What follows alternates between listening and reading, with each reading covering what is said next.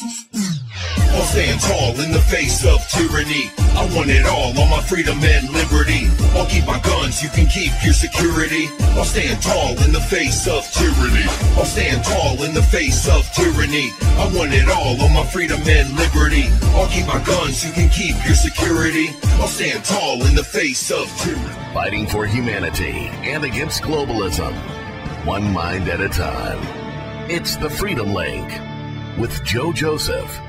It's the 18th of August, 2014, and damn, there's a lot to talk about tonight. I'm Joe Joseph. Welcome to the Freedom Link on Truth Frequency Radio, truthfrequencyradio.com, along with Dr. Jason Pujo. Man, I tell you what, buddy, we got a lot to talk about tonight, don't we? Well, we certainly.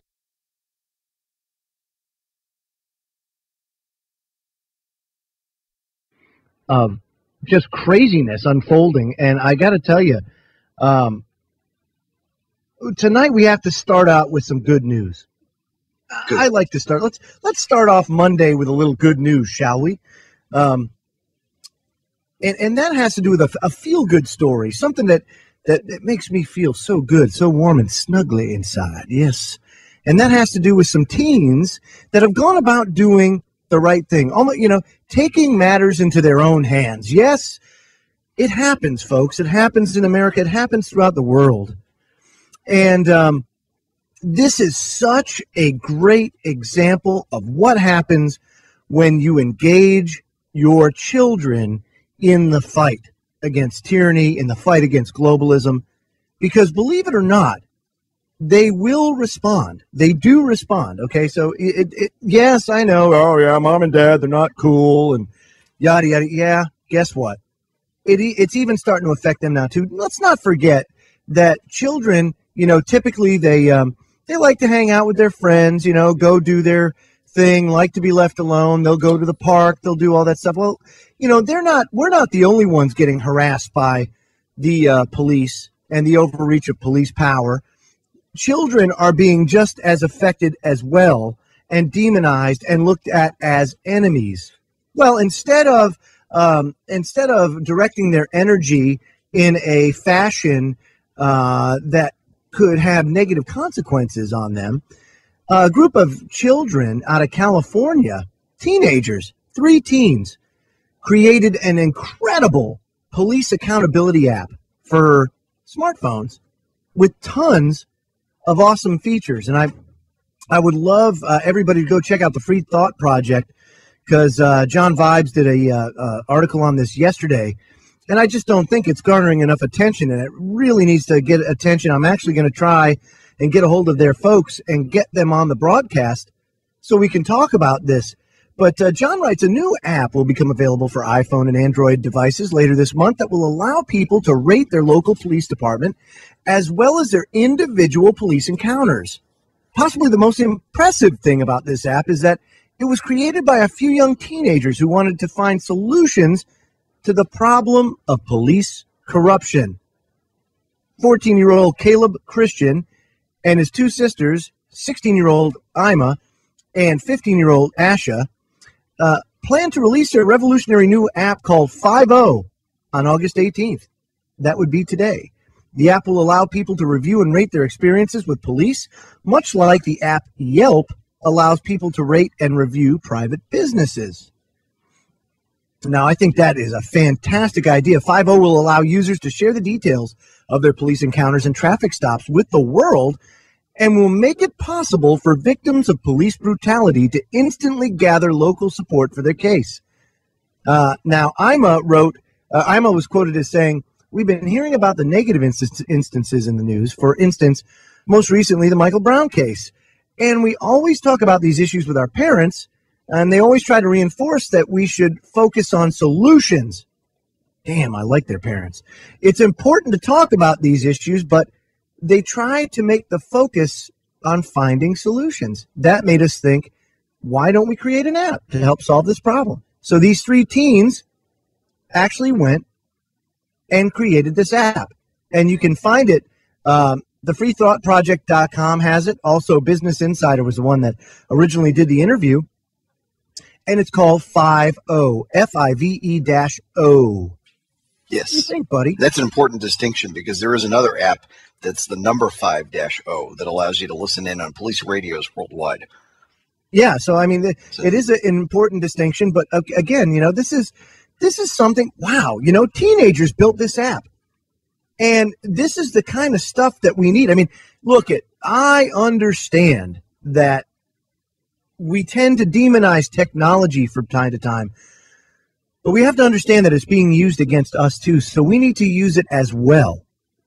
And these kids have gone about looking for a solution to the problem. And if you look at this app, it's really cool. I can't wait to actually get it on my phone. And you know what? If you have it, great. There's also another app that I like too, and that's the ACLU New Jersey's police tape app. And basically what that does is, should you, in the event of a police encounter, need to record either video or audio, what this does is it will upload that video and audio directly to the ACLU cloud server, so that even if they destroy your phone, you have a record of that encounter. That's pretty cool. That's another valuable tool out there too. We deal with this overreach of police powers, and I know Kev Baker talked about this on his show briefly, and how in Glasgow, now they're starting to arm the police. Let's not forget, in the UK, Jason, this is a relatively new thing, for the police to be armed. So they're even getting into it too. The only difference is they have a much more broad and expansive video surveillance state there than we do in the United States. Although I have to say, we're quickly catching up, don't you think? Yes. Yeah, actually, we were catching up pretty quickly with the amount of surveillance cameras everywhere, and license plate readers, if you're unfortunate enough to live in a state that has those. It's catching up pretty quickly to England, where I know in London there can be on camera how many different cameras at one time? Is it like 20 or 37 more? I think it was. I think it's something stupid, and I mean, just unbelievable. Yeah. So I mean, there's no reason for it. No, there's no reason for it. There's absolutely no reason for it, just like there's no reason for the militarization of the police state. Now, I will say I have been absolutely thrilled to see that we have mainstream exposure now of the 1033 program. And for the next, half hour or so, maybe even more, we're going to get into Ferguson and exactly what's going on there as far as what could be the driving factor. And also, what is the ulterior motive here? What are they trying to do? What is this all about? The more that I look into this, the more shenanigans I'm finding, especially when it comes to this administration, who has nothing on their agenda but trying to divide and conquer and distract people from what's actually really going on. So I want to start off with that and point out that Obama has now sent Attorney General Eric Holder to Missouri. That's not good. This is Captain Divide and Conquer. That's who he is. I mean, he makes the Black Panthers look like altar boys. That's the extent of evil that is Eric Holder. Yeah, the shady as all get out. Man, I mean, you want to talk about hood rat. There's a hood rat right there for you. Grade A, numero uno, hood rat.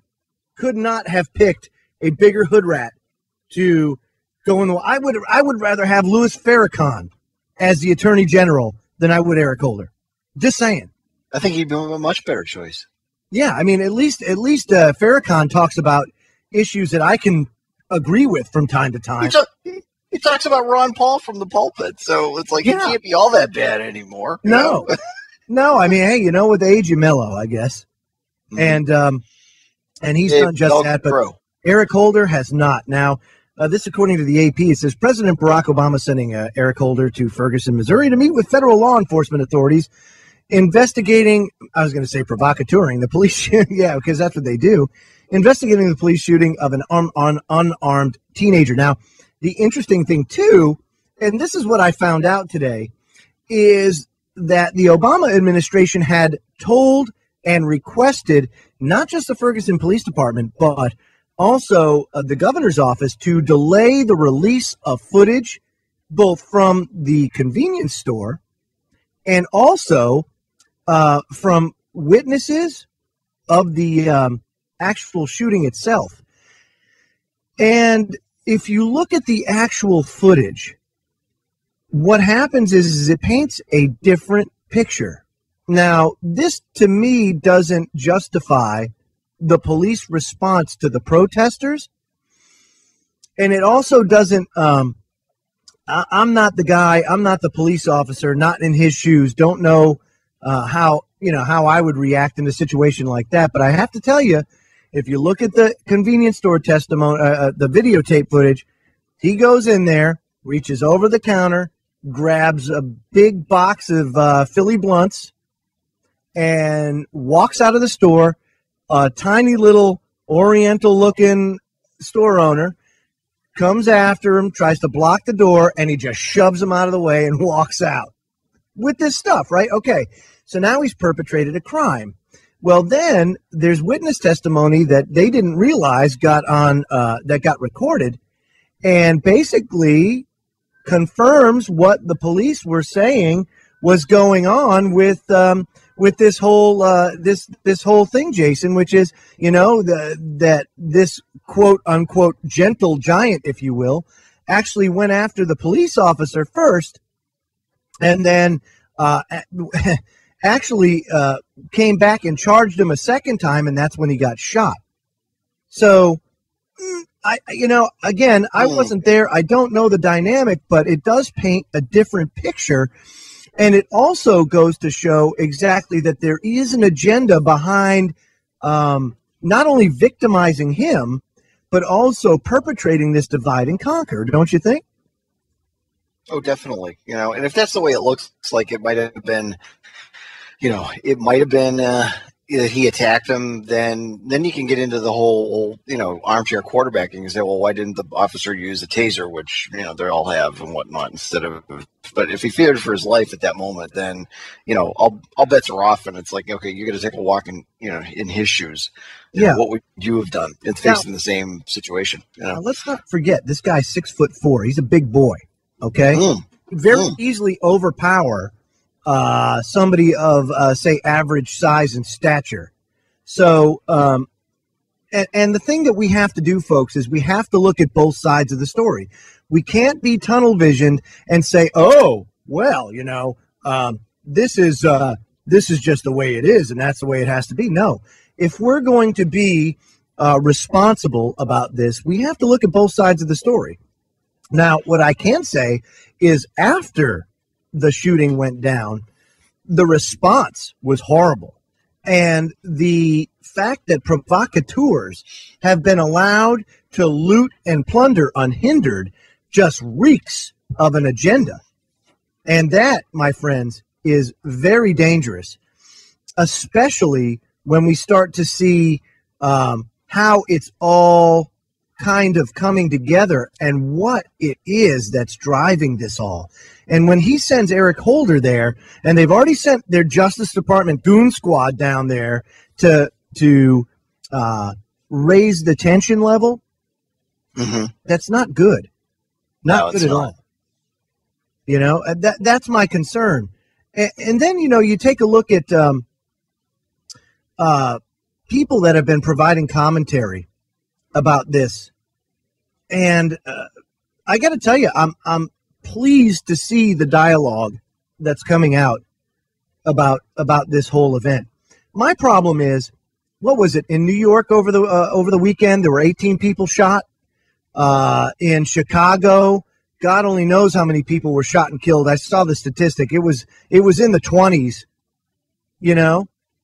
Yeah, and no outrage over this. No outrage over there. I'll bet you a bunch of it was black on black, whatever. We're so hung up on skin color. It makes no freaking. I can't, for the life of me, wrap my arms around it. We get so wrapped up in skin color, it makes me sick. It does. And it's everybody gets hung up on this skin color thing. And it goes back a long ways. It really isn't about skin color at the end of the day. It's anti-culturalism. That's really what it is. It's different cultures and a clash of cultures. But one thing that I found very interesting, Jason, was that Kareem Abdul-Jabbar actually weighed in on this. And I find that interesting because, I didn't read the article, but I did see the headline. Yeah, growing up, it was always I always liked the Lakers versus Celtics. So I was a big Celtic fan growing up. And so, it was always about Bird versus Magic. And then there was Kareem and the Sky Hook and all that kind of stuff. So when I saw him weigh in on it, I'm like, ooh, kind of brings back memories of yesteryear. But he writes, Ferguson is not just about systemic racism. It's about class warfare and how America's poor are held back. This says Kareem Abdul-Jabbar. I have to say that I agree with him in the fact that, yes, the elitists are looting and plundering, and the chasm between the poor and the rich is growing exponentially. I mean, faster than at any time in human history. So he's absolutely right. He says, will the recent rioting in Ferguson, Missouri, be a tipping point in the struggle against racial injustice? Or will it be a minor footnote in some future grad student's thesis on civil unrest in the early 21st century? The answer can be found in May of 1970. You probably have heard of the Kent State shootings. On May 4th, 1970, the Ohio National Guard opened fire on student protesters at Kent State University. During those 13 seconds of gunfire, 4 students were killed and 9 were wounded, one of whom was permanently paralyzed. The shock and outcry resulted in a nationwide strike of 4 million students that closed more than 450 campuses. 5 days after the shooting, 100,000 protesters gathered in Washington, D.C., and the nation's youth was energetically mobilized to end the Vietnam War. Racism, sexism, and mindless faith in the political establishment. You probably haven't heard of the Jackson State shootings, though. On May 14th, 10 days after Kent State ignited the nation, at the predominantly black Jackson State University in Mississippi, police killed 2 black students, one a high school senior, the other the father of an 18-month-old baby, with shotguns and wounded 12 others. Now, there was no national outcry, and the nation was not mobilized to do anything. The heartless Leviathan we call history swallowed that event whole, erasing it from the national memory. And unless we want the Ferguson atrocity to also be swallowed and become nothing more than an intestinal irritant to history, we have to address the situation not just as another act of systemic racism, but as what it is really, and that is class warfare. By focusing on just the racial aspect, the discussion becomes about whether Michael Brown's death or that of the other 3 unarmed black men who were killed by the police in the U.S. within that month is about discrimination or about police justification. And then we'll argue about whether there isn't just as much black against white racism in the U.S. as there is white against black. Yes, there is, but in general, white against black economically impacts the future of the black community. Black against white has almost no measurable social impact. I disagree with him there. Then we'll start debating whether or not the police in America are themselves an endangered minority who are also discriminated against on their color, blue. And yes, they are. There are many factors to consider before condemning police, including political pressures, inadequate training, and arcane policies, not to mention the militarization of the police force. Then we'll question whether blacks are more often shot because they more often commit crimes.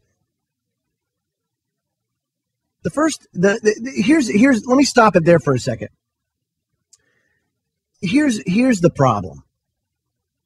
It's not about color. They'll use this to try and make the point, but really it's not about color at this point. It's about the elitists and the globalist agenda to enslave humanity. That's all it is. That's all it is. Okay, so prior to the civil rights movement of the 1960s, yes, blacks were discriminated against.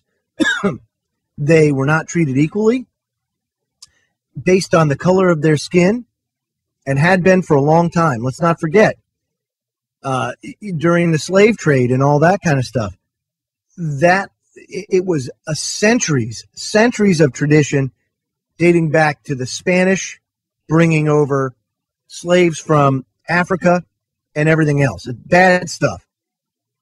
But the blacks didn't get their freedom in the 60s. No. That didn't happen. What happened was everybody else was brought into harmony, into sync with blacks. So the blacks came up, whites, Latinos, Hispanic, everybody came down. See, now we're on the same level. You may not think that, you may not recognize that, but we're on the same level. We're all slaves now. We've all been lumped in. We've all become slaves to the system. So let's not be fooled by this black on white divide and conquer tactic that everybody falls prey to, that everybody just kind of gathers around. It's easy, when you think about it, Jason. It's easy to blame that because it's kind of like a cop-out at this point. Don't you think?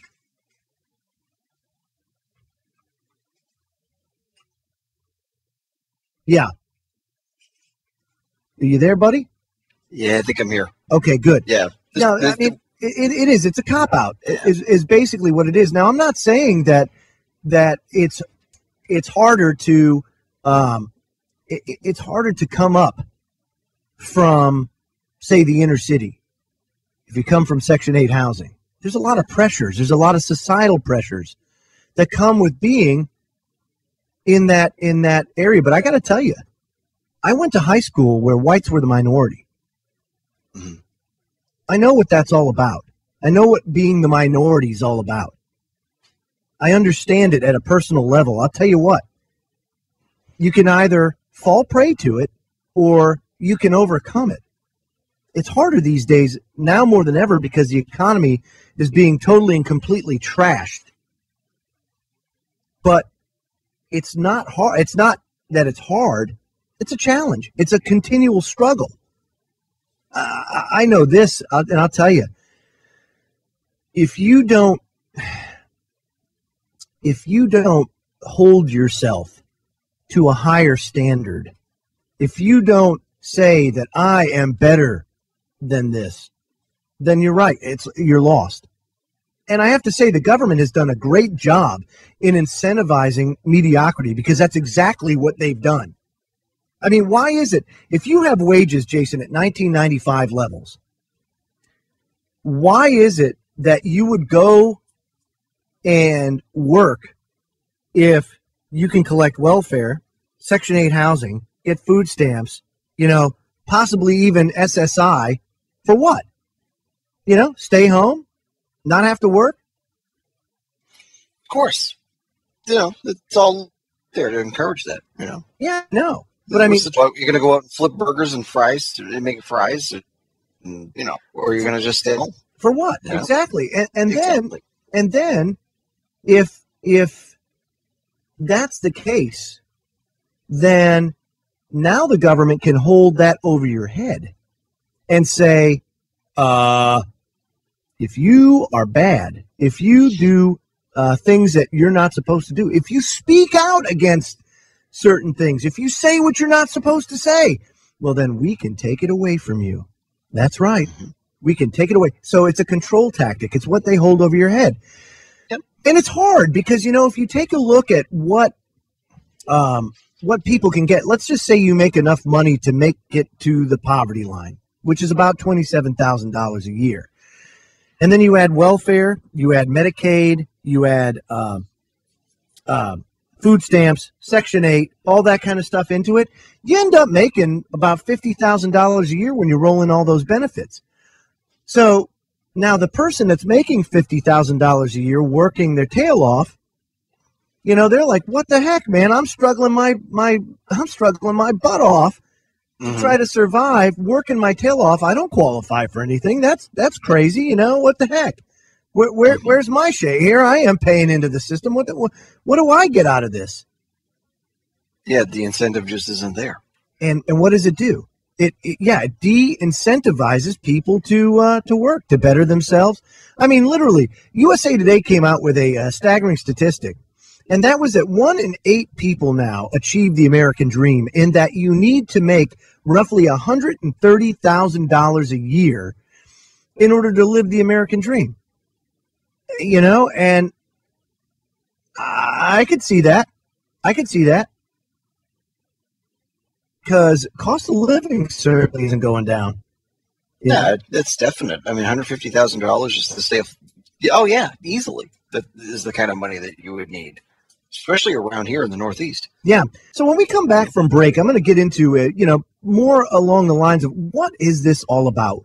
What is this Ferguson thing all about? What are they trying to achieve? Is it to start a civil war in the United States? I don't personally think it will. However, there's some interesting things that they're doing behind the scenes while all this distraction's going on. We'll get into that on the other side of the break.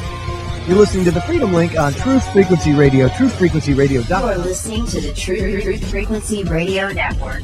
No hate, no hype, no fear.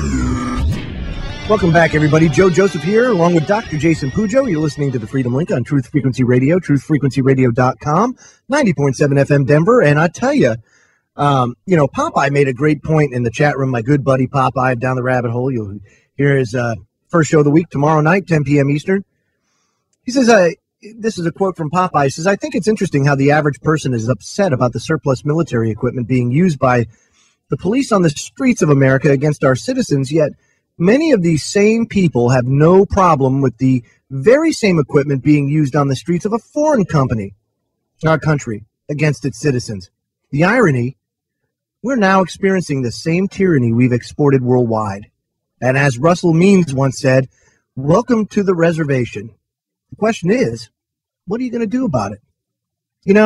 And that's such a relevant point, because we are on a reservation. Look at black, white, brown, don't matter.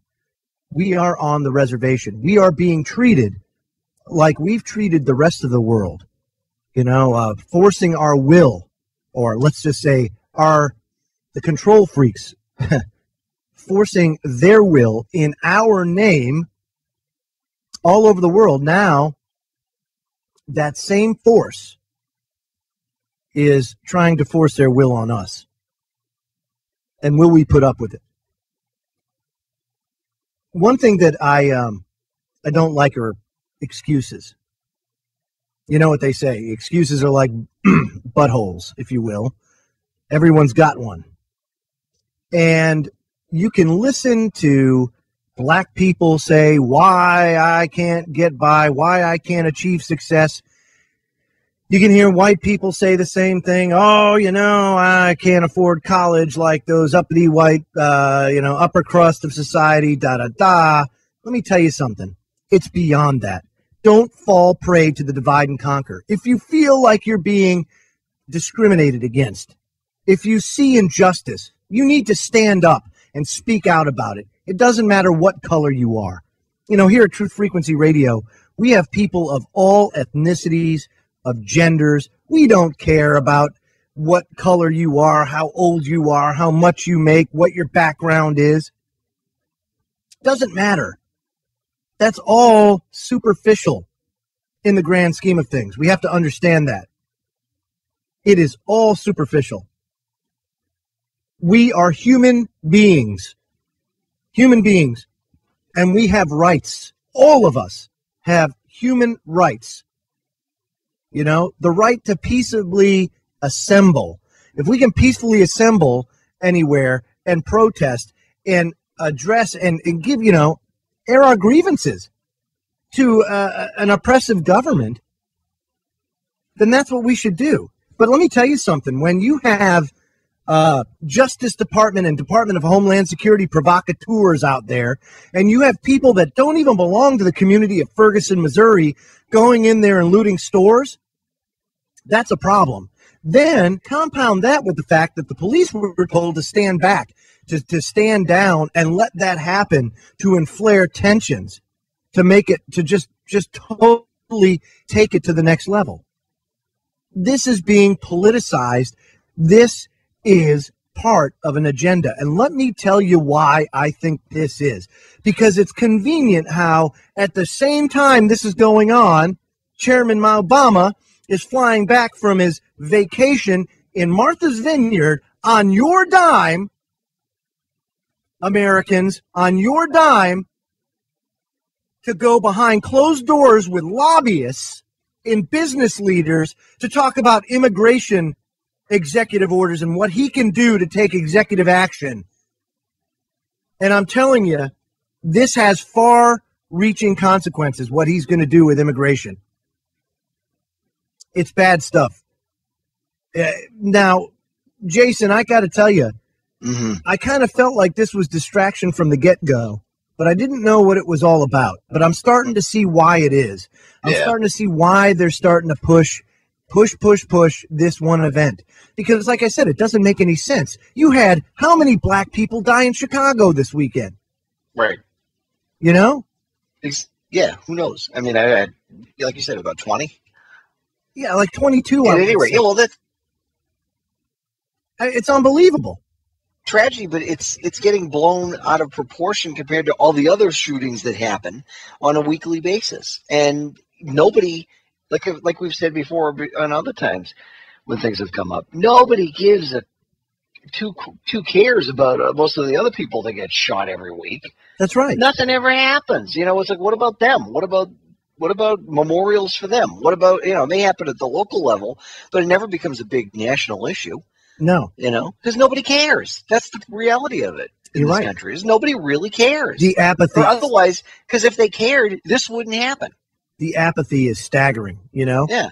I mean, I know, and before the break, we were alluding to, the population that lives in the inner city and so on and so forth. It's like, well, if you go back to the early part of the 20th century, blacks in this country were upwardly mobile on their own.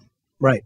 And then along comes welfare, and along comes the handouts, and along comes all this stuff that has done nothing other than keep people repressed. That's all it's done. Absolutely. And that's all it was intended from the get-go. It wasn't intended to be the helping hand up. It was a slap in the face to keep them down with it where they belong, according to the people that came up with this crap. Right. Instead of bringing people to... Huh? It's your banksters and your control freaks, ain't it? Exactly. It has nothing to do with color, because they'd like you, me, and everybody else in this country there too. No matter what color you are. White, or dead. One of the exactly. Georgia Guidestones. Either dead or a debt slave. Yeah. One of the two. Or somebody who's fat, happy, controlled, and living off of GMO foods and TV all day long, and don't forget to take your fluoride pill. Yes, make sure you take your fluoride pill. Drink it up. Now to Popeye's point, Infowars.com had a piece today about this document that shows the Army's preparing to use lethal force against unarmed civilians during full-scale riots in the U.S. And that doesn't surprise me. The only problem that I see with that is I give the U.S. military more credit than that. I think that there is a fear tactic. That's a little bit on the fear-mongering side, and let me explain why. Because I work with active duty military all the time, and I can tell you that if they had to turn a gun on their mother, their father, their sister, their brother, their friends, other Americans, you think now, like if you take a look at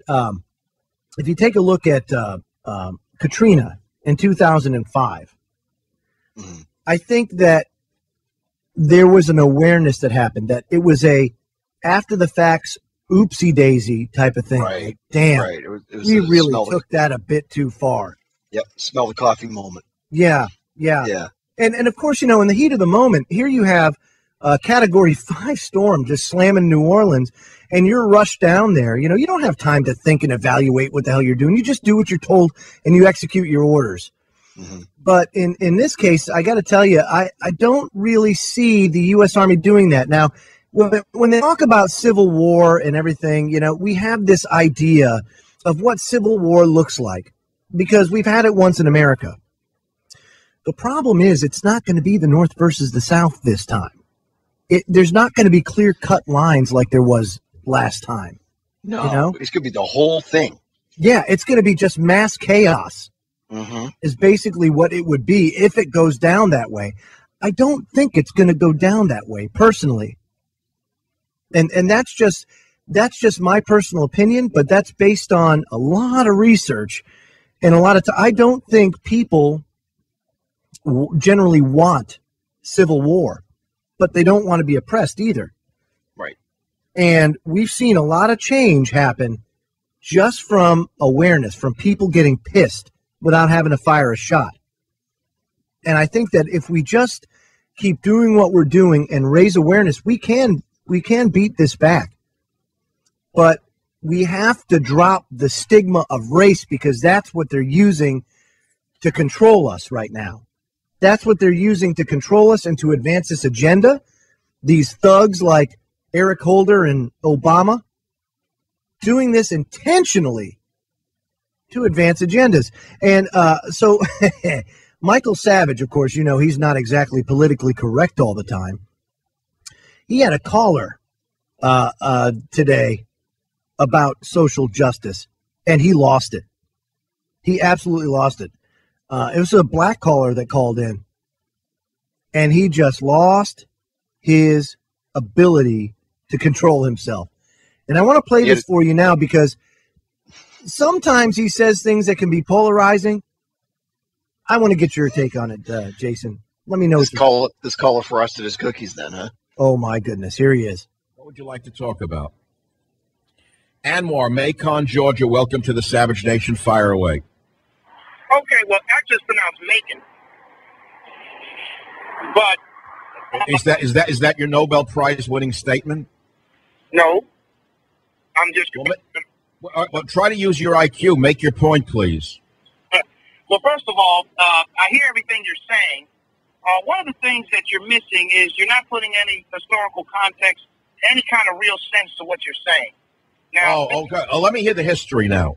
Let me hear the history. Go ahead. Give us our history. Okay, good. Could you do it? Could you do it a little more quickly? You're slowing the show down. Speed it up a bit. Okay. Well, first of all, the historical perspective that we have to look at is, first of all, the injustice that's been going on to black people. Oh, here we go. Bring up slavery now. Reparations. Go ahead. No, we're not bringing up slavery. We're bringing modern day. Yeah, modern day. You have a black president, a black attorney general. Most of the government's run by blacks. What, can't you get off this storyline already? That doesn't matter. That doesn't matter. Oh, it doesn't matter. When will there be racial harmony in America? Tell me. Never going to be racial harmony until the institutions that were built on slavery are demolished. Oh, you mean the institutions that permit these young medical students to run in the streets without working? What institutions? Who's going to support them when these institutions are gone? Who's going to send them their welfare check? Well, you don't want a dialogue. That's why you're hollering. I don't want a dialogue. You don't even have the brains. You don't know what you're talking about. Yes, you have a dialogue. You just got smashed to the pavement. No. Who's going to pay? Who's going to pay for them? Who's going to pay for their welfare check when you destroy these institutions? And you don't know if all those people on welfare. But let's get back to the fact at hand. No, let's get back to the fact that you don't know what you're talking about. You yourself would not benefit from a social revolution. What do you think? You're going to be made into a general? Listen, the institution. No, you listen to me. You listen to me. What do you think is going to occur if there's a social revolution? What do you think you're going to gain by it? It'll be the fault of Caucasians for not rectifying the situation that they created. So, in other words, you want the fall of white people. Is that what you're saying, finally? All the white people. I said if there's an insurrection in America, it would be the fault of Caucasian people for not correcting the conditions that they have created. The conditions? You have a black president. What conditions do you want fixed? Listen, you listen to me. You're not going to browbeat me, Buster. No, you're not in your workplace now where you get away with this nonsense, pulling this racial crap on everybody. All they're doing is they're listening to you, and they know you're an ignoramus. You're not using that game you use on everybody. Now, you just want to holler. But look, that doesn't excuse that. All right, take a walk. Take a walk. Get off my show. You just lowered the IQ. You dropped the IQ by 30 points. That's all. You know, here's the funny part. The black middle class is shocked and mortified by what's going on. They don't want this racial enmity that Obama and Holder are, let us say, provoking. They hate Al Sharpton. The black middle class hates Al Sharpton. The black middle class hates what they see because all of their advancements over the last 50 years will be washed away if this keeps up. Are you telling me that if there's a communist revolution and if capitalism is somehow destroyed in this country, there's going to be harmony in America? There's going to be social justice? Show me where a communist revolution has ever yielded anything but mass graves. Show me where. Give me a model example of where a communist revolution of the type that Al Sharpton, and it seems to me this government is pushing us towards, has advanced the society in any way other than creating mountains of skulls. And so, in his own way, Savage has gone about basically stating that, there's people like, let's take a look at Ben Carson, okay? Mm-hmm. Ben Carson, you want to talk about a guy that overcame a whole bunch of adversity. He's a doctor, Dr. Ben Carson, just a fantastic human being, a brain surgeon at that. Mm. And do you think that he's all for what the heck Eric Holder and Obama are trying to do? Do you think that he likes what the heck Al Sharpton is spewing and Jesse Jackson is spewing? They do nothing but divide and profit off the division. That's all they do.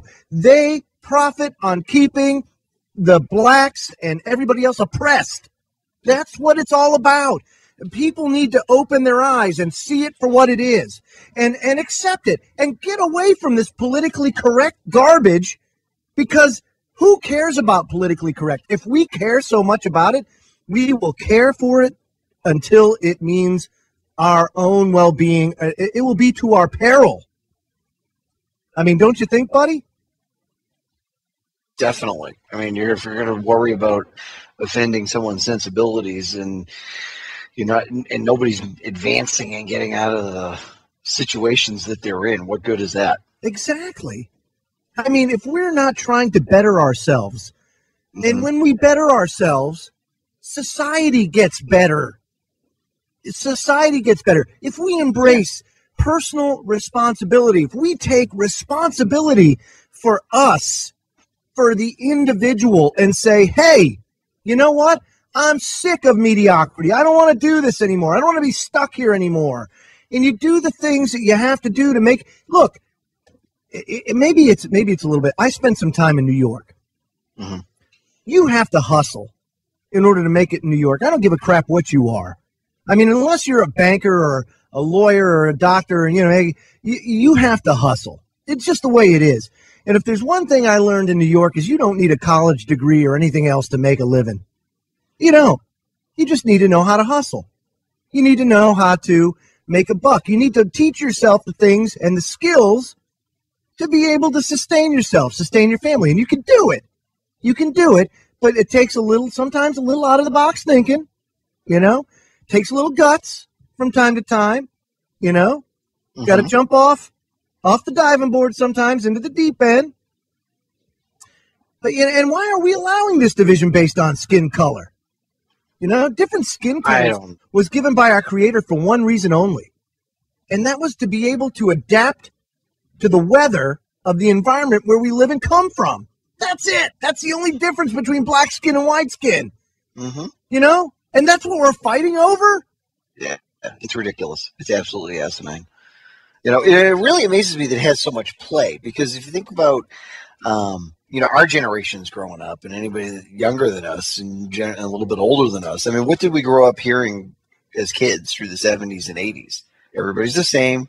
Everybody's equal, so on and so forth. We grew up with that, and to the point where, I think a lot of us understand that. We don't have this idea that anybody, that people are generally different because of skin color or where they're from.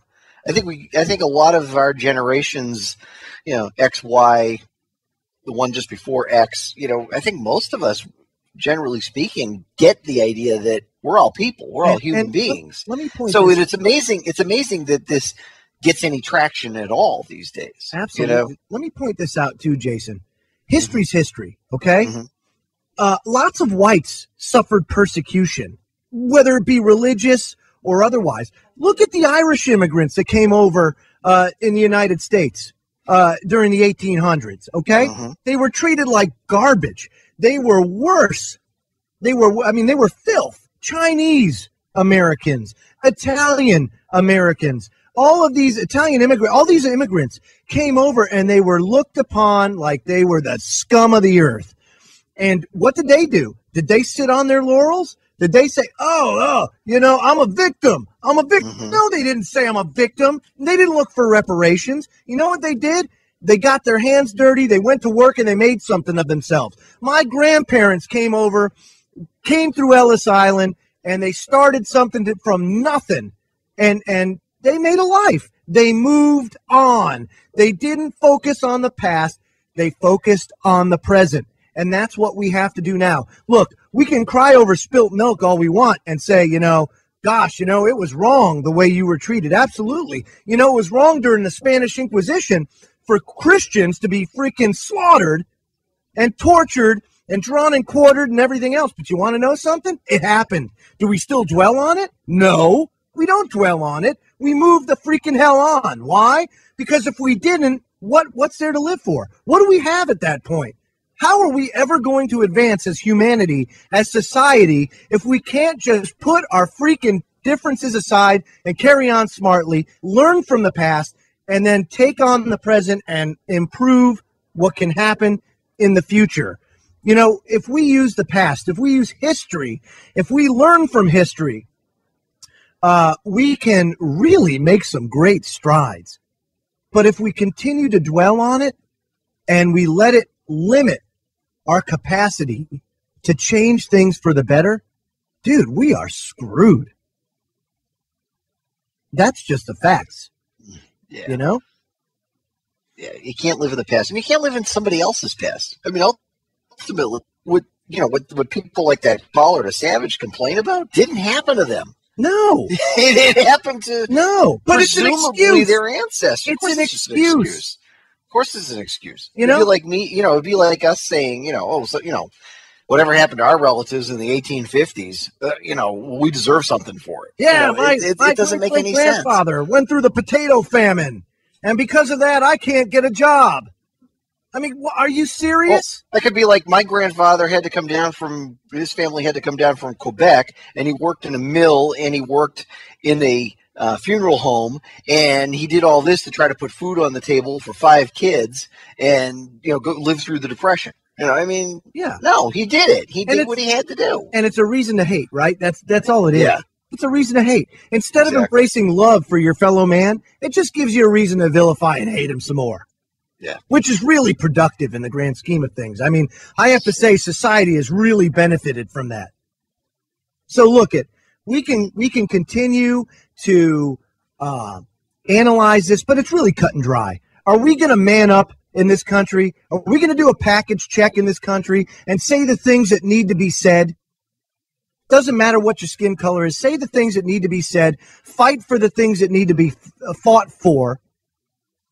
And stop worrying about political correctness, and stop letting these flipping hood rats in Washington run this country into the ground, because that's what's happening. They're not just running the country into the ground. They're running the world into the ground. They're not just provocateuring in Missouri. They're provocateuring in the Ukraine. They're provocateuring in Syria. They're provocateuring in Israel and in Gaza. But you know what? Whoa! Now it's happening in Ferguson. Now it's happening all over this country. And now, how many people have died at our hands? By the hands of our military. We put Hitler to shame. Untold millions. We put Hitler to shame. I mean, Hitler was like the patron saint of good and normalcy compared to what we've achieved and the genocide that we've achieved. All in the name of freedom and democracy. I recently heard a song. I can't remember on the. Yeah. It's I can't remember. It's called I think it's a chicken fry song. I can't remember what the heck it is, but it's a country song. And he stops in the middle of the song and he's like, starts singing about the red, white, and blue and let freedom ring. Let freedom ring? Where? Where's it ringing? You show me where freedom's ringing in this world. I'll be the first one on that boat or plane. No, I ain't going to take a plane. I don't want to get groped. But I'll take a boat. Just saying. I mean, where the hell's freedom? The first thing that we have to do is come to grips with reality. There is no freedom right now. America is not the land of the free and the home of the brave. It's the land of the oppressed and the home of the cowards. That's what we are. That's what we are in America. The majority of American people are cowards that are too concerned about themselves and their jobs or saying the wrong thing for fear of something bad's going to happen to them. Well, I got news for you. The time is past for that. Either man up, kill the yellow stripe that's running down your back, and do something about this. We have to do something about this, because if you don't, it's going to be very soon that there will be a time where we can't turn back. It'll be kind of like the Jews in the gas chamber. By that time, it's too late to speak up. Should have spoke up before, when they tacked the Star of David on your chest. These are perilous times, but this is not impossible to fix. But we have to have a come to Jesus moment in this country. Serious come to Jesus moment, regardless of your faith. We have to have a reality check more than anything else. Unbelievable. Hour number 1's done. Hour number 2's on the way. When we come back, Popeye's going to be joining me and Jason and I as we continue this discussion on Ferguson and so much other things. I mean, I tell you, nothing gets me fired up more than people making the truth frequency. We are TFR. Truth Frequency Radio. Fighting for humanity and against globalism. One mind at a time. It's the Freedom Link with Joe Joseph. Well, I got my blood pressure down to about 200 over 140, so I'm getting down there, Jason. I tell you, it's a... First hour was a little bit, shall we say... Fired up. Yeah, fired up for sure. Joe Joseph here. You're listening to the Freedom Link on Truth Frequency Radio, truthfrequencyradio.com. Popeye will be joining us here in just a little bit. And while we're waiting on Senor Popeye, first thing I'm going to do is just quickly reset this, because there's a stupid hiss on the line, stupid Skype. And, that's much better. Okay. And I want to bring up something a little bit more off topic, but equally important nonetheless.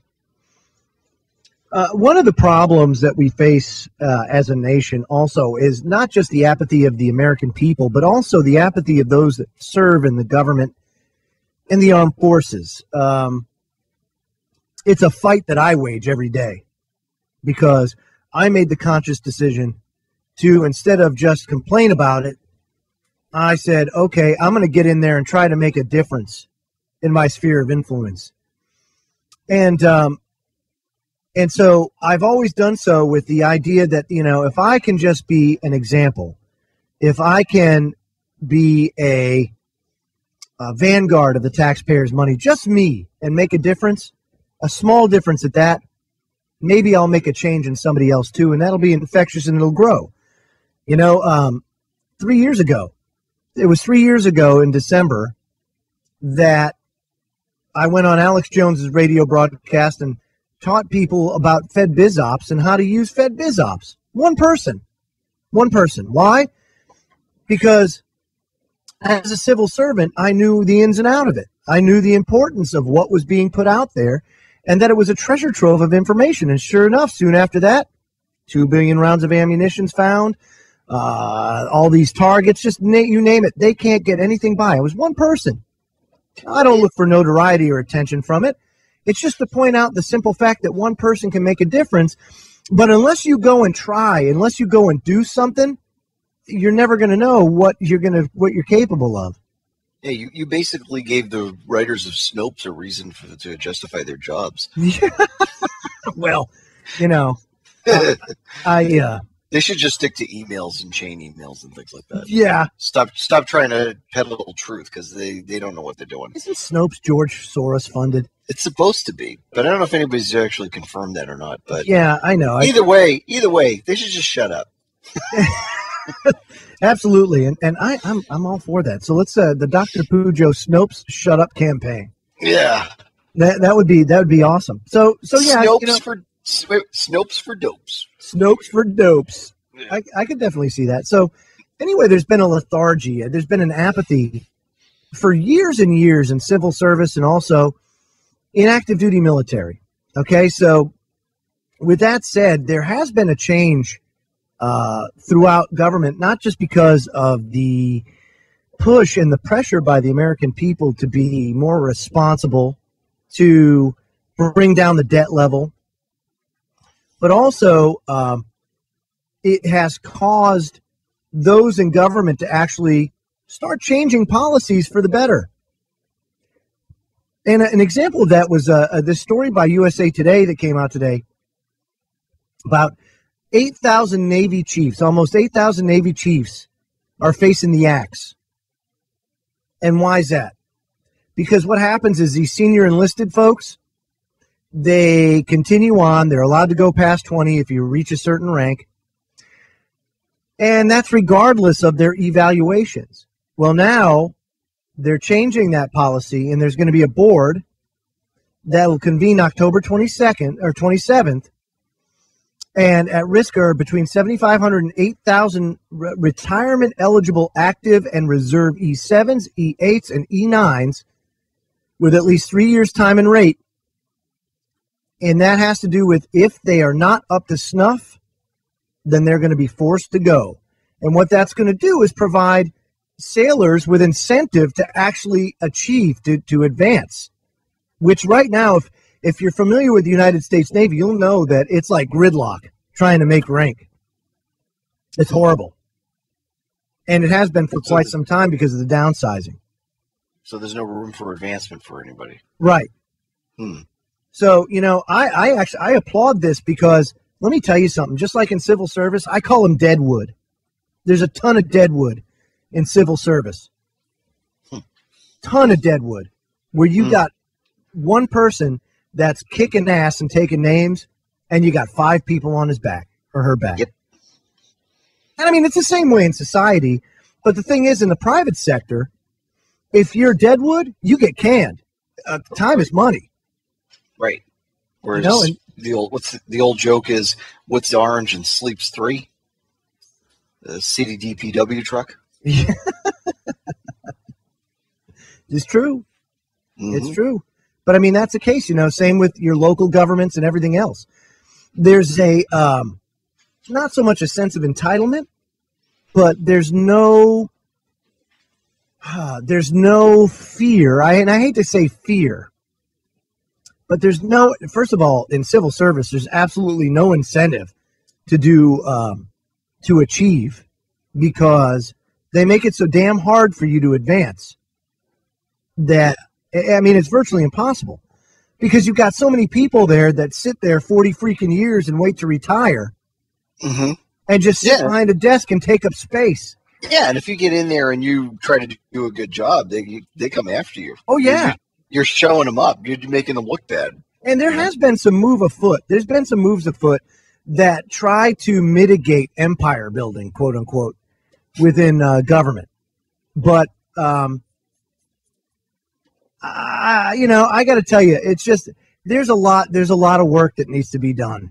There's a lot of work that needs to be done. If you go to USA Jobs, you can go and look at what's available today. And I challenge people that instead of complaining about the government and everything else, get in there and get your damn hands dirty. Because without more good people in government, we're screwed. I'm just saying, right now, we are screwed. It's hard. This idea that, oh, yes, well, if you work for the government, you get paid a great wage and all that. No. When I actually went civil service, I had to take a 20% pay cut. Wow. Yeah. Yeah. Mm. But Yeah, I felt so strongly about it, you know what, that it was worth the struggle. It was worth the Yeah, and struggle. if you work for the federal, the dental insurance. What's that? If you work in the federal government, the dental insurance is absolutely horrible. My dental insurance, let me tell you something. It Mhm. is the worst. Yeah. I mean, Was it Federal Blue Cross by any chance? MetLife. Oh yeah, Federal MetLife. Well, yeah, they're lousy because for whatever reason they don't have to give as good a benefit as a private sector dental insurance company policy does. You know? Okay, so normal dental policies, right? Let me give you an example. Mhm. A normal dental policy would cover, say, cavities and fillings, 80%. 80%. Yep. Mine's 55. Mhm. Do you have any major coverage at all? Major coverage, 35%. Ooh, yeah, at least you have something because Yeah, and then a $1,500 a year max. Mhm. Cover. Some of them are as low as $500 max. Some as low as $500. Yeah. It's not all roses. I mean, Nope. when you take a position like that, it's a sacrifice. I mean, people don't understand that what that actually is. But let me tell you something. We have a serious problem in this country with not just the lethargy and the apathy, but accountability. I mean, accountability is so important, and there's a lack of it. And, you know, that's From the something top that, on down. yeah, that's something that we need. We have to have it at the county level, at the city level, at the state level, at the federal level. We need accountability. And we have to have this sense of honor restored, you know, where people go into it and they do so with a sense of honor and integrity, something that's just sorely lacking. We see this with our local police, you know, how they've been militarized and everything else, and that they expect us to respect them when they treat us like garbage. Look, you treat people the way you want to be treated. I believe it was Mammy and Pappy that said that to me. You know? Mm-hmm. Oh, yeah. Just treat people the way you want to be treated. Mutual respect. It's a simple thing to do, and you know, nobody seems to be able to figure that out. Well, you'd think it's a simple concept, but boy, I'll tell you what, it is really, really difficult to get people to understand that. At just Jesus, level. Jesus told us to do it 2,000 years ago. We still can't get it right. And maybe it's because Jesus said it that people fight it so much. I don't know. Probably. You know, it's amazing what people will do in the extremes and the ends that they will go to fight something as simple as love your neighbor. I mean, it's just unbelievable. Unbelievable. And I don't know what the solution is. I really don't. I really don't know what the solution is to that. I don't personally. You look back at history and everybody has to learn the hard way. Every time we learn the hard way. Every time. Over and over and over again. Yeah. Only this time it's different. This time it's different. See, this time the powers that shouldn't be possess technology that they haven't possessed before. Let's say a technological advantage. A technological superiority. Yes, we have numbers. Yes, the United States has the largest armed standing army in the world. But I got to tell you, when it comes to the technology that they possess and how close they are to achieving things like artificial intelligence and their whole transhumanism agenda, it gives you cause to be concerned, because really, in times past, when the peasants rose up with their pitchforks and their torches, we had muskets, they had muskets. We had cannon, they had cannon. Right. The arms were comparable. Now they're not. Yeah. They've got stuff we don't even know about. So, I mean, this is what separates this time from others. Mm-hmm. And I personally don't think, Jason, that we have the luxury this time of learning the hard way. I just don't. I think if we have to learn the hard way this time, it's going to mean some major, major changes to our way of life. It's not at all. And I don't want to see that. I don't think anybody with half a brain wants to see that. No. Like, for example, let me give you another example. So, let me finish this. I'm glad that the Navy is forcing a lot of this deadwood out. Mm-hmm. I wish that civil service would do the same thing. I wish that they would evaluate these people with 25 and 30 years in and just kick them out or force them to retire so that you could get other people and give them incentive to achieve. Oh, look at who's here. It is the one and only Popeye from down the rabbit hole. See, Kev Baker? I can get him to come on his night off. The civil service stuff is the unions are too entrenched, and they fight that every step of the way. No, absolutely. They're in there to defend their brothers, and you can't fire anybody for blatant infractions of the policy. I mean, it takes an act of God to get rid of anybody. Hell yeah! So Popeye, he says, "I'll be right back." Exit stage left. Exit stage left. He's reset. Oh, isn't it? It's an epidemic tonight. It's Routerpalooza tonight on the Freedom Link. That's right. So it's the internet's.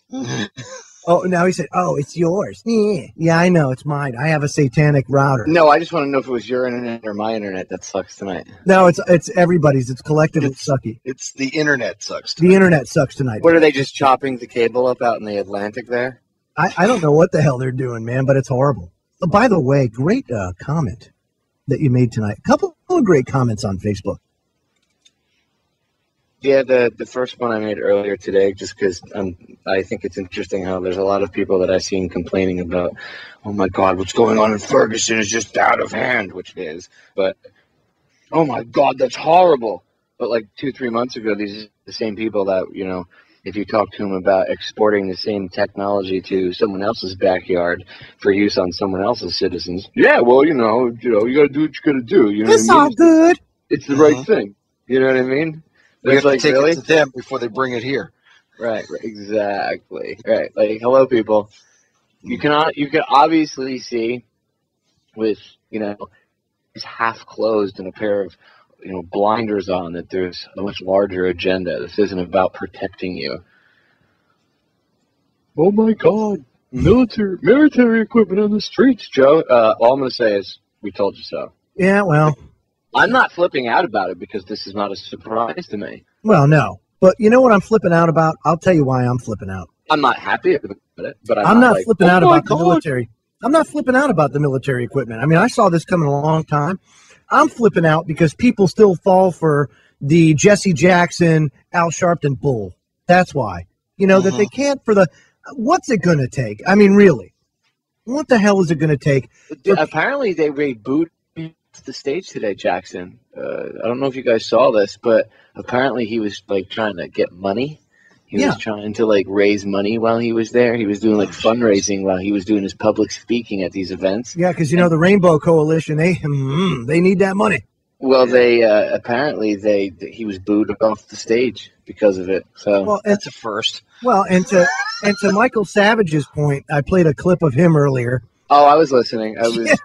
I was doing chores and I heard Savage lose it. No, I agree because that caller, obviously the caller's an idiot. See, he's eaten the communist propaganda hook, line, and sinker, and that's exactly what they did. Was they targeted the people that, and I don't even call it communism, I call it Illuminism because that's where it actually comes from. But the people that were pushing that back in the 50s in the church committee, or not the church committee, what's his name? The one that was running around calling everybody commies, and they ended up when he realized when it was a one world government that it wasn't the communists, that it was the Illuminati. That's when he was like, oh God, and that's when they took him out. Yep. That suddenly became not useful. But back then they were targeting well-to-do people here after that, underground, and they started to target the minorities. And they went towards the Latinos, they went towards the black community, and they did so because they wanted to try to radicalize them. It's all part of a much larger agenda. You know, Mae Brussell talked about this. She did a show, and I've aired this before, about the, it's called the King Alfred Plan, and a lot of people say that it was fake. But she did some research, you know, according to her research, she thought it was very real and it was a way of them releasing it. But the King Alfred Plan is from a book. And in this book, basically, the King Alfred Plan was like martial law, but for black people. And in order to stop race riots, they were going to start rounding up black citizens. And if you look at like the Rex 84 plans or any of these other martial law plans, they always entail rounding up the black community first. I mean, they're going to go for everybody. Don't think if you're white, you're like, well, screw them because I'm in my pickup truck drinking a beer because I'm a white guy. You'll be next, idiot. They're rounding them up first because they fear them more than they fear you, you dumb drinking redneck. Okay? That's the problem. You're so full of yourself that you don't even realize what's going on. They go after them. They go after the people they consider more dangerous first and a bigger threat to them first. Okay. Well, it makes sense. Why else do they convince these people that they don't need firearms and that they should push for gun control? It's the same people. Well, if you do your research, I have actually put, not you, but I mean, if the listeners, I know you have, Jason. I've put I put a video up on Federal Jack about this guy who wrote a book, and it's him speaking on. It was on C-SPAN. It's like 3 hours, and it's this black guy lecturing about how guns help the civil rights movement because they were able to protect themselves with the use of the Second Amendment. Yeah, imagine that. When people like Danny Glover say that the Second Amendment was put in the Constitution to protect white people from freed slaves, he's an idiot. He's an absolute moron. He has no idea what he's talking about. And he probably believes bullshit that he just spewed out of his mouth when he said that, you know, however long ago it was, like a year or two ago when he said that. Oh, I'm sure he does. You know, he probably totally buys that. Oh, yeah, some of them actually do. I mean, I've had conversations with the hardcore commies, and they actually believe this stuff. But they don't, you know, you try to explain to them where it comes Marx really was and who wrote the Communist Manifesto, and no, Karl Marx wrote it. Yeah, it has just because it's like it's almost verbatim of Weishaupt's writings from like 100 years before. That's just coincidental, right? I'm sure they were just like-minded souls. They met each other on the internet. Oh, it didn't exist back then. It's so, you know, it gets irritating. And that guy, dude, I don't blame. I know why Savage exploded because I understand Savage. His brain was probably working 1,000 miles an hour, right? And he hears this guy talking, you know, just spouting rhetoric, pretty much, you know, race war. You know, I blame that guy won't be satisfied until every institution that was founded on slavery. You're a jerk off. Do you realize that everything still runs off of slavery, sir? The modern day society right now is a slave culture. Yeah. Everybody, black, white, red, Latino, it doesn't freaking matter what color you are, with purple, yellow polka dots, it doesn't matter. We're all slaves. Do you have to go to work and do your job every day? Yeah. Joe, if you don't pay your mortgage, what happens? I don't have a place to live. Right. So does that mean you're a slave? It's not like I could go off to the woods and claim like an acre of land and build a log cabin. And go do whatever you want with it. Where do you go? Yeah, because it's all taken up. Somebody owns it. Right, but what happens if you don't pay your... Jason, same thing with you. What happens if you don't pay your mortgage payment? Ain't gonna have a house. Oh, so does that mean that you have to go to your job every day as a dentist and bust your ass to not only make sure you bring in enough money to cover your mortgage payment, but you also have employees. You got to make sure that are taken care of, your overhead for your business. So, I mean, wouldn't you consider yourself to be a slave to all of those things? Because the people that control all of that are the very people that control everything else. Yeah, and they lend you money by printing it out of thin air. They don't even have it.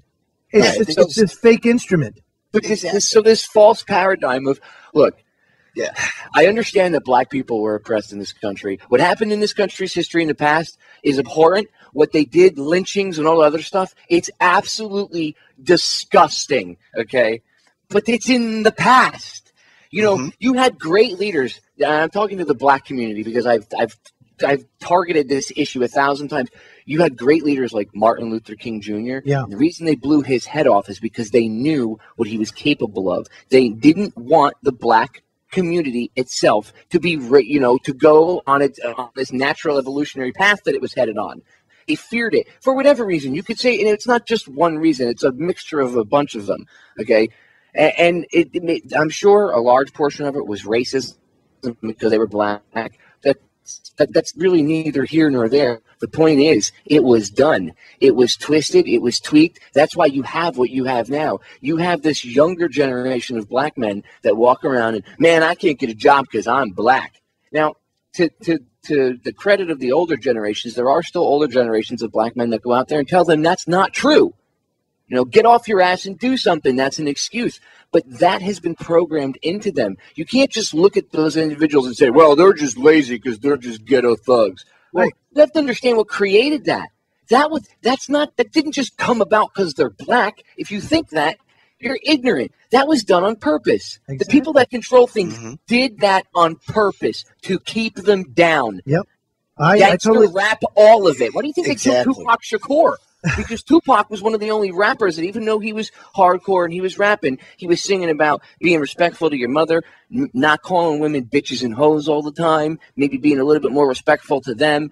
He was calling out the Illuminati, this and that, and all of a sudden you have a rapper that's not just pushing being a gangster and killing and drugs. Maybe he's actually putting out some positive messages, and he was reaching out because rap was originally street pop. That's where it came from. We can't have that now. Most of those guys that do positive rap, you never hear from them again. Their careers go down the toilet. They knew he had something special and that he would have made a difference. So they had to take him out. Now let me say this: all of this is fomented by a public relations agenda. That's basically what it is. This is where all the hatred comes from. This is where all of this is fomented from. Is from a public relations agenda.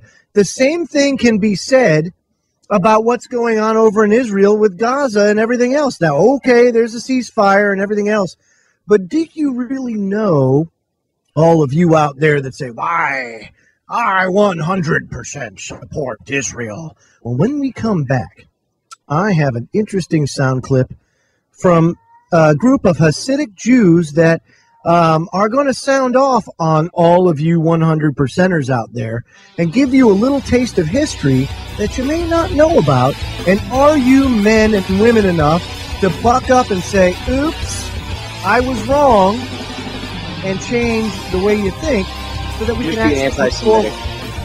Unbelievable. We'll be right back after these messages. Don't go away. This is Truth Frequency Radio. The wicked ones obviously under heavy Masonic influence. We're back. The Freedom Link, Joe Joseph here on Truth Frequency Radio, truthfrequencyradio.com, along with Dr. Jason Pujo and Popeye from Down the Rabbit Hole. He, of course, his show Tuesday to Friday from 10 p.m. to midnight Eastern. And, okay, guys, so, of course, we've got the whole Ferguson thing going on, but, of course, that's not the only thing going on in the world. There's a bunch of divide and conquer that's happening everywhere. One that's very, very near and dear to, like, our good friend Chris Geo and a lot of other people out there is the Israel and Gaza conflict and just how one-sided it is and unbelievably egregious it is. Now, I was doing some research on that, and I found a fantastic clip from a show called The Dean Show. And on this, there's a group of Hasidic Jews that are talking about the whole conflict and how everybody that says, hey, you support Israel 100%, you might want to reconsider what it is you're saying. Now, I'm going to play this clip, and then I want to get your guys' opinion on this. Here it is.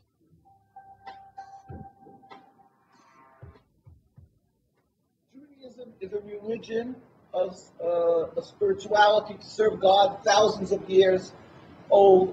Zionism is only around 100 years old.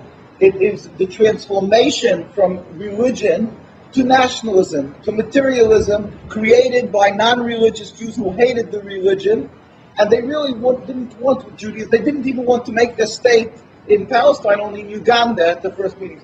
The reason they used the name Israel, the Star of David, hijacking, stealing the identity of Judaism and the Jewish people is in order to get a legitimacy for their existence, that people should say, oh, it's God given to them, and that they should put fear and intimidate people from speaking up against their actions because they'll call them anti-Semitic. Yeah. It couldn't be anything further from the truth.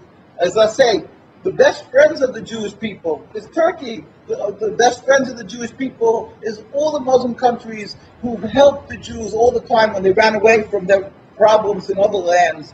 So how could you say this? It's something totally different. It's a political, selfish, flawed movement called Zionism that has no legitimacy to exist. It's against the Torah. Maybe just say one thing. It's against the Torah in essence. The concept for Jews to have a state is expressly forbidden in the Torah, in the Jewish teaching, since the destruction of the temple 2,000 years ago.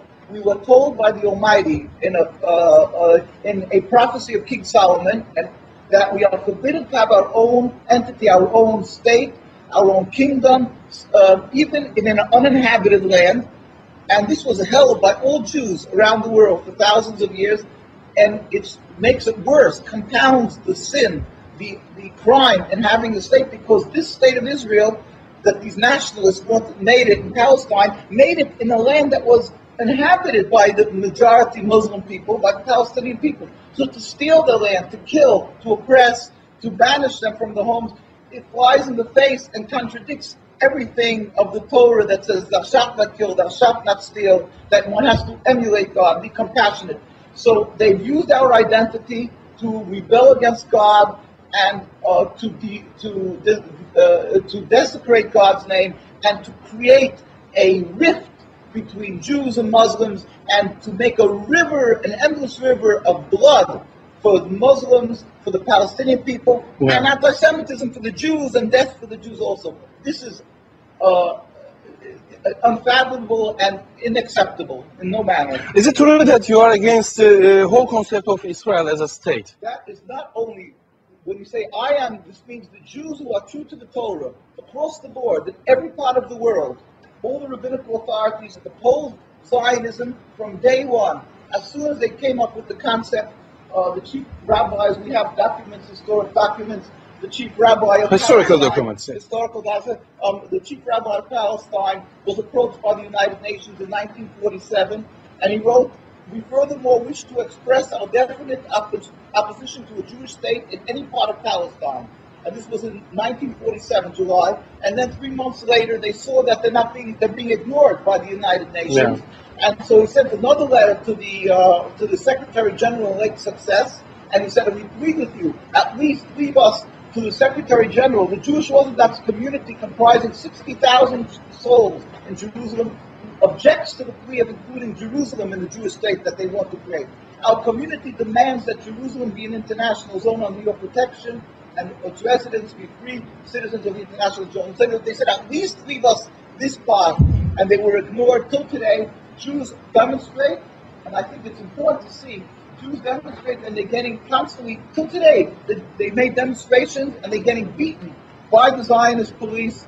People can see this is an ongoing, people being beaten by the demonstrations. We have many on NKUSA, you can see the ongoing beating by the Zionist police because they demonstrate against the state, and because they demonstrate against the states, willfully ignoring the laws of the Torah. They dig up graves. They move on a highway, they dig up graves. It doesn't bother. It's against God, against the holiness of the soul.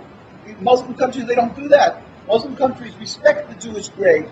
They dig up graves now of thousands of years old, and because they don't believe in the soul, they don't believe in God. Yeah. And what they're doing to the people in Gaza and Palestine is because they've taken God out of the equation. They are ready to sacrifice on the altar of Zionism to attain their goal of the land, anything that stands in the way. So the Jewish people's souls are snatched. They con people into supporting them, and they're doing what they're doing, the Nakba, the people of Gaza and Palestine. We sent a delegation of rabbis. So I gotta ask our resident Jew here at Truth Frequency Radio, Popeye. So what do you think about that? No, he's correct. As I've said 1,000 times before to you, I have an issue with the politicians in Israel using what happened 60, 70 years ago during World War II to justify what they do today. And when I say to justify it, it's not as simple as that's what they say to the world. That's also what they say to their own people, and they program their own people. That's why you see people, not all Israelis, by the way, a lot of Israelis get arrested protesting what they're doing. They actually, their government made it illegal for Israeli citizens to protest what their own government is doing in Gaza, and they do it, and they get arrested every single day. So not every Israeli citizen, just like not every American, is for the war. But the ones that do buy it, just like the ones here that buy it, suck up the propaganda. And those are the people that you see sitting in lawn chairs watching Gaza get bombed. And I think it's disgusting that the powers that shouldn't be over there, which are the same people over here, use what my grandmother and all of those people that survived or didn't survive World War II went through. And a lot of people say, oh, well, the Holocaust, they like to call it the Holocaust, and they like to say it didn't happen, or that the numbers were changed and moved around. I mean, maybe perhaps some numbers were, but like when they get into the argument of the numbers and they say it was only 600,000, not 6 million. Well, I don't have a problem believing it was 6 million people of Jewish faith that were rounded up, considering it was like 22 million people in prison camps in total. So if you looked at the numbers and you realize that 6 million of them is a small number compared to everybody else that was in there, okay, and you also understand that in World War II alone, I mean, Joe, there were battles where we lost 90,000 to 100,000 people on one side. Not on both, on one. Oh, you're absolutely right. You know, in total, you'd lose up to close some of these battles, 200,000 people, you know, all together in one battle. I mean, I think part of the reason that people can't comprehend what's going on, you know, today, and that's why it's so easy. Well, I know it's so easy to manipulate them, is because people don't have a general understanding of actually how bad it was 70 years ago during World War II. And my father told me he grew up during World War II. He was born I think it was 1942 he was born. So he grew up, you know, throughout, you know, World War II, and then, you know, afterwards. And he told me that as like a little boy, he was like 5 or 6 years old, and he remembers there being entire neighborhoods where there was no dads, no men, gone. And they weren't coming back because they were all dead. I mean, gone. Like, picture... For those of you, like Joe lives out in the middle of Nowheresville, but like Jason, picture where you live, right? Yeah. And you look up and down your block, and you live in like suburbia, right? Picture for a 4-block, 5-block radius around your house, there not being one man at all in any of the houses because they were all killed in action. Mm-hmm. That's how it was. Yeah, that's a huge number of people. Well, and that's why the number. I mean, you know, I know I got sidetracked to numbers, but that's where this high amount of numbers comes from. And part of the other thing that nobody wants to talk about that gets, you know, swept under the rug is all the people we killed. Remember all those heroic bombing runs that like the B-17 crews did, and what's the Memphis Belle? They made a movie about it, and all these other crews that went up there and bombed. Yeah, we got those Nazi bastards. Yeah. Yeah. They killed how many innocent civilians in the process? Well, yeah, but who else do you think we were killing, too? Not only was it, I mean, it was the civilians, too, but not only was it civilians, but it was all these prisoners. Right.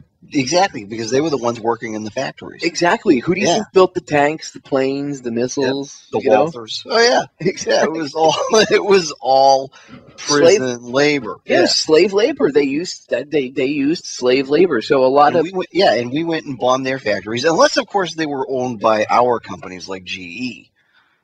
Which even in then they were slave labor. The Nazis provided the slave labor to run everything. So I mean, history is very skewered. People don't know. You have to understand the very many layers of real history to understand the very real problems of today. It's not as simple as, oh, it's the Jews versus the Muslims. They bring it down to that level. So that way it's easy to get people on board because that's the most base level of way of looking at it, and they drag you in emotionally. Yeah, and but the reality is totally different. It's much more complicated and much more layered than that. Of course it is. And let me ask you this. Everybody keeps saying, well, how come Hamas keeps violating these ceasefires? Does anybody wonder if perhaps Mossad still has its hand up Hamas's collective rear like a puppet? I mean, Hamas was created by them to deal with the PLO. So you're going to tell me that, well, they broke free. They don't have any more connection. Right. Yeah. Right. Mossad has at least one agent in every group in the Middle East. Okay, this is a known fact. This isn't the United hyperbole. States, I'm sure. Well, yeah, but I mean, this is a known fact. So you're going to tell me they don't have someone in Hamas? So all Bibi has to do is make a phone call to somebody who then makes a phone call, and suddenly during the ceasefire, oh look, Hamas fired a rocket at us. We have an excuse to drop another 3,000 tons of ordnance on Gaza. It's a convenient excuse. You know, I know. And what they're firing, I mean, you can go up to Phantom Fireworks and get better armaments than what Hamas has. Oh, it's ridiculous, dude. Really, you see these, you see them firing. They're like, "What about those Katyusha rockets? They're homemade." Yeah. It's ridiculous, you know. And if one of those things falls in and hits somebody, it doesn't do half as much damage. And I'm not giving Hamas any credit. They shouldn't be firing the rockets either. But you have to ask yourself. And I'm sure the younger members that are going out and actually firing rockets, they're compartmentalized morons. They're useful idiots. It's the people higher up that send them out. You have to see who they're connected to and who pulls their strings, because it's just too convenient for them that every time that there's a ceasefire, suddenly Hamas fires a rocket or something, and people go, see those damn terrorists. No, if you lived, first of all, if you lived in an occupied country, perhaps you would be willing to do what they do. But you have to, again, look that it's not the civilians that are being bombed that are part of Hamas. You know, and it's always the same thing. Well, it's Hamas's fault because they hide weapons amongst civilians. You know, I'm so tired of hearing that excuse. They have special forces crews. If you know that there's a weapons cache somewhere, why don't you inject your special forces crew in there? That's why you have them. Oh, we don't have those. Really? Really? The IDF doesn't, and Mossad doesn't have any type of special infiltration units. No, right. Of course not. Right. Sure. So they could send them in just like we would with our special ops guys, like we would send in the SEALs or we would send in Delta or somebody. Joe knows what I'm talking about. You don't have to use a 2,000-pound JDAM to take out a weapons cache. You could go in and take out the guards and then throw satchel charges in the building and collapse the building. That's right. And this is something that goes back to World War II, so don't tell me that doesn't exist. There's no reason to go in. If you really wanted to do strategic military operations, it's capable of being done. Okay? They just want to level things. They call it mowing the grass. So, I mean, as long as we're honest about it, let's just be honest about it. Don't lie. That's one of my biggest issues. Like, don't try to twist history and everything else. And when I say I don't like the fact that they use what my grandmother went through, my grandmother was in a concentration camp. She had her face beaten in by a Nazi soldier because she turned her head when they were executing people in front of her. They shot a couple people in the head in front of her, and because she closed her eyes and turned her head slightly, they caved her face in, and she bore the scars on her face for the rest of her life. And she became an alcoholic because of the PTS that she suffered for the rest of her life because of what she went through and what she witnessed. And she also had a tattoo on her forearm. Yeah. So no, you raised an interesting point. You're right. There aren't enough people alive today that either remember World War II directly, or those of us that are alive either have forgotten the stories we've been told or never heard them in the first place. People are too young to have heard the stories firsthand from people that witnessed it, either that fought in it or that, like, were kids during it, were over in Europe during it, experienced bombing raids. You know, they weren't the people that were almost like too far removed from it now, so we don't have that perspective of at least getting a secondhand understanding of what it's like to actually live through the hellish nightmare of a full-on war like that. You know, we don't have that perspective anymore. And if we had that perspective, I think the American people would be a little less quick to say, yeah, just bomb the hell out of them. Nuke them all, let God sort them out. Of course. And again, people always bring up the numbers and say, well, I don't believe the numbers. Again, okay, maybe the story of the gas chambers and how, like the official that you've been told now where they took them off the train and just gassed everybody. No, that obviously wasn't true. They did gas certain people, but only the ones that they felt, or actually they shot more people than anything else. They just had pits right there, and they would just open pit executions. But that was for the people that were useless to them, the elderly, the sick, but anybody that they could use as slave labor or as test subjects like Dr. Mengele and all the things he did. I mean, it happened. So again, when people go, well, I don't believe the numbers. Well, you're not paying attention to history, because there was 21, 22 million people rounded up. I mean, look at how many people Russia lost. Yes. Russia by itself. It's staggering numbers in World War II they lost. It's just absolutely and for what? For a small group of people to advance an agenda and to get richer and consolidate power. That's all that really ended up being about, right? Mm-hmm. Mm-hmm. Yeah, and it ended up being, in the end, the destruction of the German, or at least the attempted destruction of the German commitment to excellence and drive and industrial strength that they had. The Germans must have pissed somebody off, because they did it to them twice. Yeah, I mean, in the end, Germany was the big loser in the whole thing. I mean, not just the loser in the war, but I mean, they lost about 20 million people in the war. So they lost just as many people as their victims, for God's sakes. I mean, there was no gain for Germany to do that. There was no benefit at all. There was no gain for anybody except the people behind the scenes, like the Rockefellers over at U.S. Standard Oil. Who, by the way, the bombing of London and all that wouldn't have been able to happen had U.S. Standard Oil, again owned by the Rockefellers, not supplied the Luftwaffe with the oil that it was a special additive they needed to mix into the oil. They needed this additive that Standard Oil made. Okay, put into the mixed into the oil. So they bought everything from Standard Oil, but they needed this additive that they manufactured, we'll say, in order to make their planes run properly.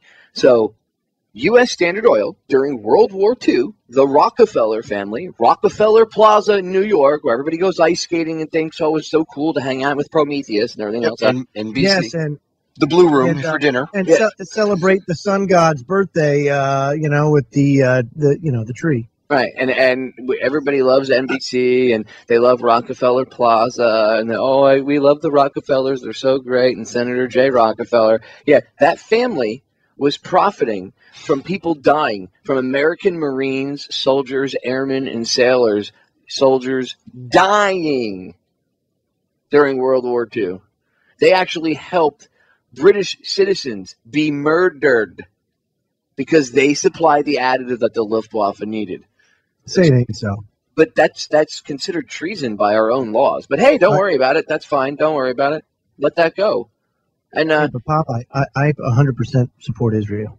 I just wanted to say, indiscriminately and totally ignorantly. Most people that say that have no idea what they're even supporting, and it's just, I did a show about 2 weeks ago where I played audio from these two survivors of the Holocaust, and then from a couple IDF soldiers, explaining what really goes on. But the Holocaust survivors, they said it pretty much the same thing I did. The one was like, the problem is the youth of today, they don't have any connection to what happened back then. They don't have a physical, they read about it in books, they might hear it in stories here or there, but they really don't have a good understanding of what really happened. And the youth of today doesn't understand that they are the exact, they are the epitome of what was done to their ancestors and their relatives 60, 70 years ago. They've become the oppressors. They've gone from being the oppressed to being the oppressors. And again, it's because this youth, the youth of Israel, just like our youth here, there's and throughout the world, but many of these countries that are controlled more so, it's very noticeable that nobody has this connection to like the amount of loss and death that happened during World War II. So they don't understand. They just don't have this. It's not like. They hear the stories, but they don't quite. The piece that's missing to make it all like glued together is the realization of exactly what happened. You know how, like, if you were around, if you were an adult on 9/11, like right now, there's 11 and 12-year-old kids, right? That were They're born. going to be teenagers this year. Right, and they have no idea what life was before the police state, before 9/11 or anything like that. We remember that day. We remember everything that happened. We remember how life was before, how life has been changed afterwards. Okay, people that were around back during World War II have that same kind of comprehension. Like I was telling Jason, you know, my father grew up during World War II, and then, you know, he was born in 1942, so he grew up like during it, and then he came, you know, he's old enough to remember a lot of experiences when he was like 5, 6 years old, and he remembers being in neighborhoods where there was just no dads for blocks and blocks and blocks because they were all dead, because they were all killed in action. I mean, that's how many people were just literally removed from the planet. Yeah, I mean, my dad wasn't quite old enough to fight in World War II. He was a teenager, but one of my uncles did, and I mean, he survived. He did great, and he came home and he did great as, you know, making a life for himself. But, you know, we didn't really hear too many of the war stories from him. But it was probably like that generation. They just didn't talk about it. You know, they didn't want to share what they went through. They did their job. They came home. They survived, and they got on with life. You know, but you know, there was always a thing there, like. Yeah, that was something that they couldn't let that happen again. And look at the beaches of Normandy. Yeah, look at all the graves. Like, people don't understand, like, the beach landings. How many guys died on those? Oh, man. They didn't even make it into combat. They died in the water, in the Higgins boats, or they died on the beachhead itself. They didn't even. It was a bloodbath. It was an absolute bloodbath. And let me tell you something. It certainly gives legitimacy to what General Smedley Butler, the most decorated Marine in the history of the United States, said. You know, very simply, war is a racket. It's an absolute racket. And we are just willing pawns, basically, that just go in the name of freedom and democracy to defend America. And that's what we do. You know, willingly. We go and we get slaughtered. For what? For the profit of what they call an elite few. Dude, IG Farben, you know, Bayer. You like Bayer aspirin? Bayer Corporation. Yeah. You like Bayer? Bayer. Oh, it saves people. You know, 70 years ago, if you had said that, I think they would have had a different view on things. Bayer was part of IG Farben, the Nazi war machine. So was this company that ended up getting bought up by Eastman Kodak. My father actually ended up working for a company called Sterling. They actually didn't they have a nuclear reactor down in their basement? Yeah, and well, they bought a company called Sterling Drug. And if you research, Gary Allen actually talks about Sterling Drug, and so did a couple other people in their writings. Sterling Drug was formed by, if I remember correctly, it was six doctors / scientists, whatever. They formed it, and the money that they had to form it, like the official story says it was their money, but it's not. If you research it, it was CIA fronted money to them. Obviously, money going back to, like, you know, Nazi plunder, World War II, whatever. This money was fronted to them to start Sterling Drug, and you know, my father, when I was a kid, he worked for them for a number of years, and I didn't know any of this until I was older, and I started doing research, and I came across the company name, and I was like, oh my God, my father used to work for them, and I told him all this stuff, and he's like, no, and I started showing him, and he's like, and he was like, because he knew the story, he knew the official story, and I was like, what if I told you that the money was fronted to those doctors by the CIA, and that it wasn't really, and at first he didn't want to believe it, and then I started showing him the evidence, and he was like, well, maybe. That's kind of weird. Why would they do that? I'm like, well, there's a lot of reasons they do things. But yeah, Joe, to answer your question, Eastman Kodak, they found a reactor in the basement in one of the buildings in New York. Because that's what, you know, personally. How'd that get there? Well, you never know. I mean, you know how many reactors are in the basements of, like, college campuses and stuff, and people don't know about it? I know where there's one near my office. That's nice. UMass Lowell has one. That's nice. Oh yeah, of course, you know, because we should all have that. Dudes, we're out of time already. 2 hours come and gone. You got another half an hour's worth of comments. Dadgummit, I know, it's awesome. Hey, thanks for hanging out with us for the last hour, Popeye. And folks, check out Popeye on Facebook, because he always gives those good little comments from time to time, and he certainly hit a home run tonight with the couple that he put out. And, of course, Dr. Jason Pujo, we'll see you again next week. All right. Stay tuned for David Whitehead, Truth Warrior, coming up next. Have a great night, everyone.